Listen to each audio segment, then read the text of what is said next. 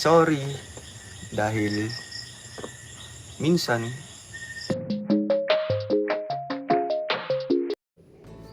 Hi Wow Life! Another video, another share guys, another POV. So ngayon, magbibigay tayo ng point of view kung saan si Rachel at saka si Rowell ay naghingi ng sorry sa isa't isa or appreciation sa isa't isa. O, diba?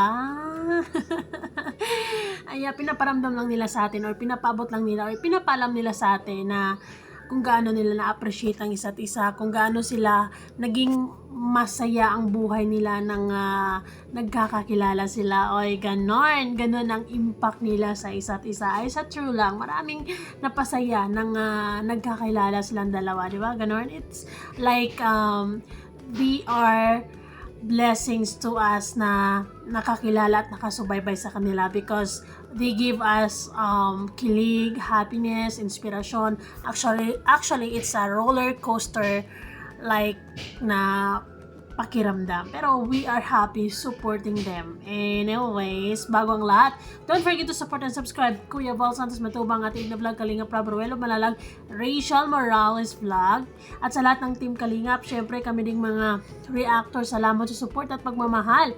At syempre, sa hindi nyo pag-skip ads, mabuhay tayong lahat. Pagpasensyahan nyo na pala yung kamay ko kasi dito ako sa bahay ng pinsan ko na walang tao para tahimik. Nakahawak ako dito sa gilid na matatanggal And medyo malayo-layo na rin kung uwi pa ako to wash my hand. I don't have alcohol din with me. Anyway, sabayaan nyo na yan. Hindi naman ako kakain na ganito yung kamay, diba? Maghuhugas naman ako. Pero makikita nyo nga kasi ganun ko. Anyways, ang sweet ng dalawa, no? Abangan natin kung kailan ang sagot ni Langga Rachel sa I love you ni Rowell of Malalag. Marami-rami tayong nag-aabang dyan. Matagal-tagal na rin tayong nag-aantay dyan. Pero carry lang naman. Kaya-kaya naman nating maghintay ng tamang panahon. Darating at darating tayo dyan, ano? Kasi I can feel and understand the situation and nararamdaman ko din sa kanilang dalawa na masaya naman sila sa isa't isa, kaya lang baka meron lang talagang kailangang i-prioritize kung bakit hindi pa natin marinig yung buo na yun. May mga priority pa sila sa buhay nila and we respect it and masaya naman tayong sumusuporta sa kanila kahit kung ano man ang meron sila ngayon, di ba? Darating at darating naman tayo dyan. Darating tayo sa exciting part na yun. Pero ngayon, ay enjoy lang muna natin yung kilig. Inspirasyon. At enjoy lang natin silang maging masaya, di ba? So, ito na nga. Thank you dahil nandiyan ka palagi. And sorry kung minsan ang pangit ng ugali ko.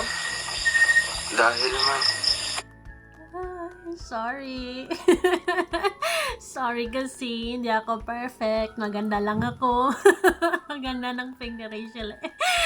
Well, that's a true lang naman Sino ba namang perfect, diba? Sino bang hindi nagagalit? Sino bang walang tupak dyan? Sige nga, pakitaas yung kamay, diba? At least naging totoo si Rachel sa sarili niya. And alam ni Rowell yun. Ultimo nga si Rowell kahit nagaano kabait yan meron tupak yan. Pero ang malaga naman ay tanggap nila yung isa't isa. Tanggap nila yung kung anong best na meron sila at kung anong worst na meron sila. Ay, sana Sorry. Dahil kung minsan pangit ang ugali ko. Kasi wala ako sa mood. Ay, ganyan tayong mga babae, di ba? Na pag wala tayo sa mood, di ba? Naman talagang meron tayong tupak Lalo na pag meron tayong raid days. Ayun yung mga panahon na talagang okay naman ang lahat, pero pakiramdam mo hindi okay. May nagtutupak ka lang talaga, ganun. Pero swerte si Rachel dahil andyan yung isang Rowell na willing to understand. Andyan dyan lang. Hayaan ka lang.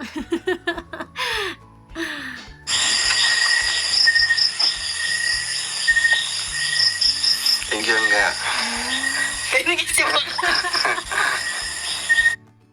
Pinag-iisipan pa. Thank Thank you, ga. You know what?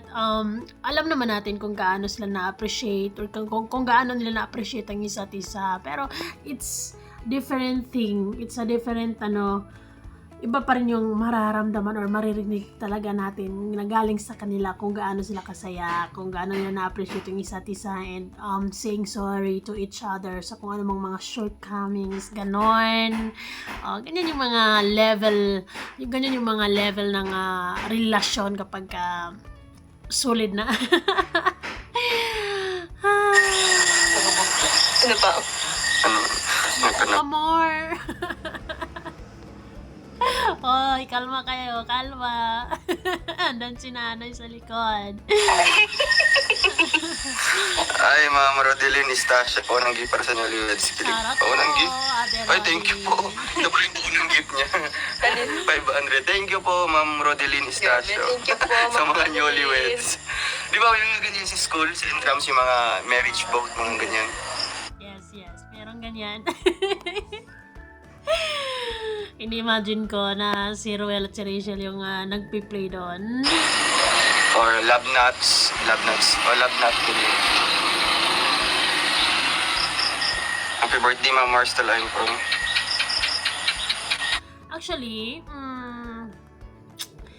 talagang nakikita natin sila kung yung peak ng kasiyahan nila at nakikita din natin sila na sinusubok talaga sila ng mga bashers nila, ng mga supporters.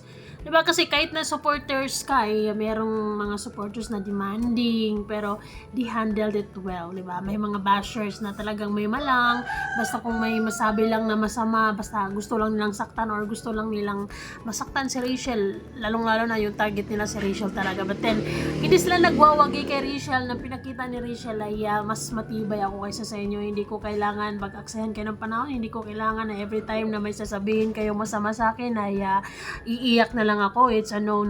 Kaya tumigil sila kay Rachel because napag-iisip-isip nila na di tayo mananalo. Very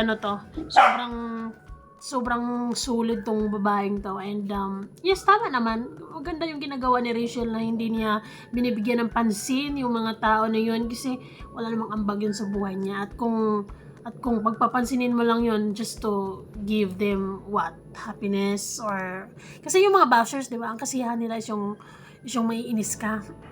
No, it's a big no. Hindi hayaan ni Rachel yan. At andyan naman si Ruel to always give her advice and kung paano tanggapin ang mga bashers na yan. Ako, thank you bashers kasi nandahil sa inyo, mas pinatatag nyo tong dalawa na to mas sinusubukan nyo araw-araw at mas pinakita din nila sa araw-araw sa ating lahat na kung gaano sila katatag, kung gaano sila kaseryoso sa isa at kung gaano nila kamahal ang isa't isa. Honey, my love, so sweet. Ay, po. Ano sa akin? Thank you. Dahil nakilala kita. Wow. At nagiging ganito tayo ngayon. Siguro, thank you dahil kilala kita at naging ganito tayo ngayon. Ganito tayo kasaya ngayon at ganito ako kasaya ngayon. Unti-unting natutupad yung mga pangarap natin. Ay, sana all. And sorry. Dahil minsan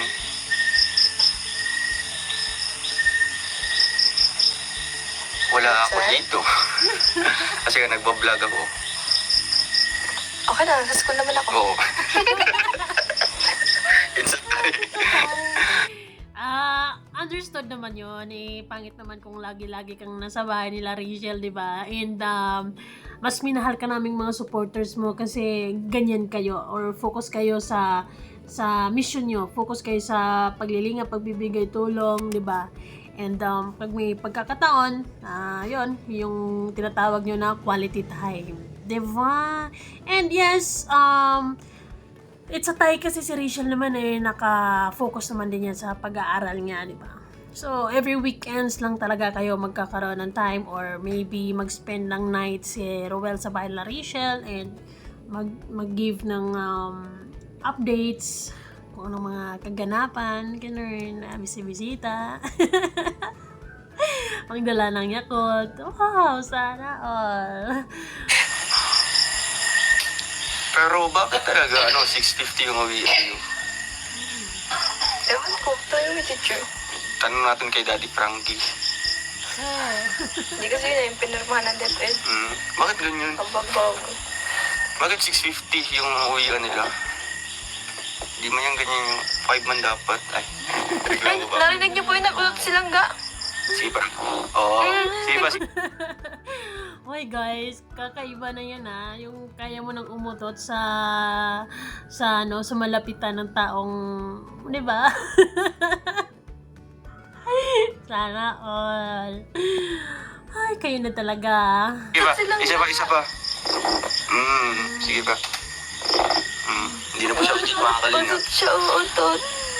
Ay, hanggang 30 minutes lang po tayo ngayon. No, kasi uuwi pa kami. Ang daming serum daw. Daming serum dito, Nay.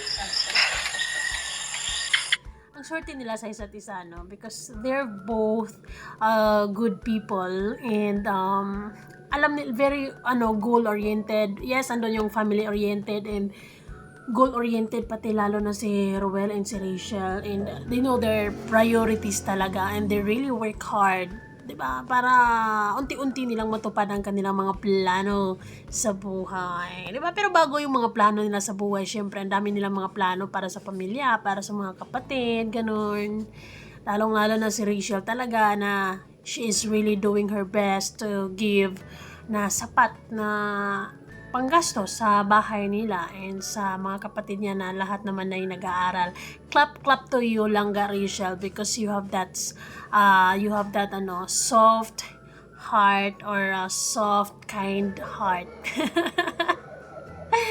Diba? Yung ganun talaga yung mga breadwinner. Mama, ako na ako sa school bukas. Pakuha ng card. Wow. Congrats kay Langga, no? Si Langga po ay with highest honor. Andin eh. With high honor. Line of Ko yun. With honor. Wala po akong award bukas. Uy, Na-announce ko na po ngayon dito. grabe ka. Hindi mag-expect yung mga bata. Isa-surprise ka nila isa-surprise po kayo ni Langga. Wala po akong award bukas. Para hindi na mag-expect yung mga bashers, kasi kaming mga supporters, mga solid talagang nagmamahal kay Rachel ay as long as nag-i-enjoy ka sa pag-aaral mo, di ba? And you manage na makapasa lang.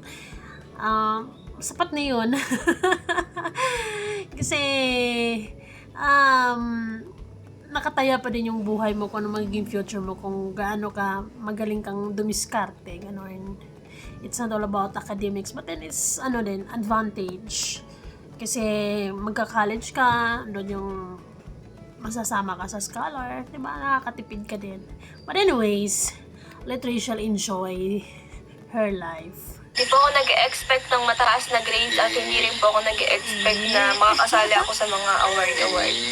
Kasi ang tanging na-expect ko lang po ay Sana all. makapasa ako. Yun lang, masaya na ako. Wala na.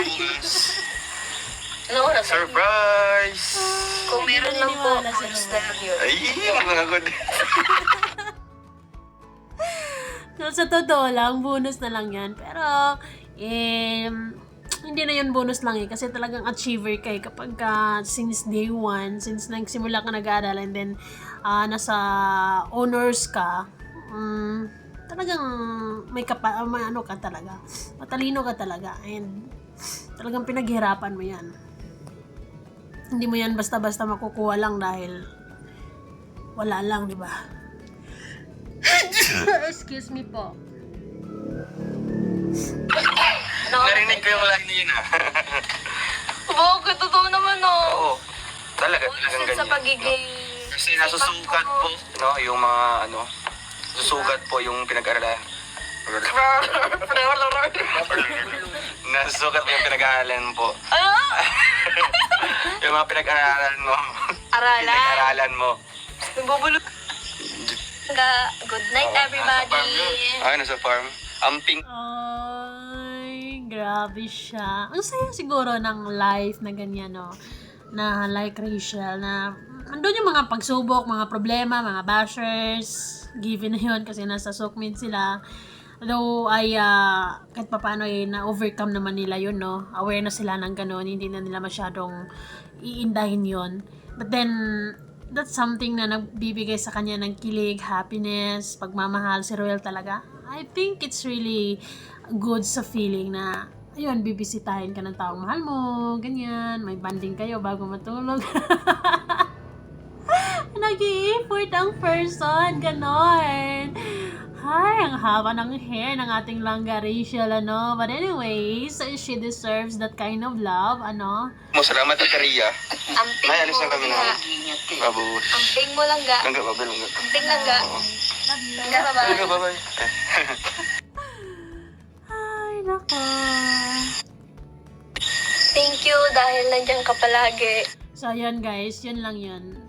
Ayun, masayang-masaya ako sa relationship nilang dalawa ngayon, kung ano mang level ng meron sila ngayon, pero nakikita ko na masaya si Rachel, masaya si Roel, ay kayang-kaya nila. Yung pagmamahalan na meron sila ngayon is, I think, enough yun para mag-conquer or sabay nilang harapin ang mga problema, lalong-lalo na sa mga issues, mga bashers, di ba? Enough na yun para malagpasan nila ang lahat ng yun dahil sa pagmamahala ng yun. And talagang sobrang na-appreciate nila yung isa't isa. And masaya sila. Happy sila sa relationship nila. And that's something na talagang ikinainis ng mga bashers kasi kahit na anong sabihin nila na paninira, so on and so forth, hindi natitinag ang dalawa. Mas lalong naging strong, mas lalong naging pinakita nila sa ating lahat na sulit sila, totoo sila sa isa't isa, and that's something na they are really proud of. It's not just about fame, pero ayun, totoo talaga sila. Pinagtagpo at itinadhana talaga ang mga person. Wala na tayong magagawa dyan. Yung mga bashers ay wala na talagang magagawa dyan. Ang magagawa dyan na lang is support them, watch their videos, and wala. Ayun na lang talaga. Kung mainis kayo at sasakit yung bangs nyo, patuloy pa ding naiinis kayo, hanggang ngayon ay nako, may problema na kayo dyan. At hindi na sila ang problema doon. Kayo na mismo. Siguro inggit na yun at kailangan mo nang mag-inhale, exhale para mawala. I-exercise ang inggit para mawala. Maglaho at matunaw na maging pawis. Ano daw? Anyways, always remember, embrace positivity and avoid negativity. Make love, not war. Sorry lang ga. Kasi hindi ako perfect. Maganda lang ako. Sana all. Bye guys!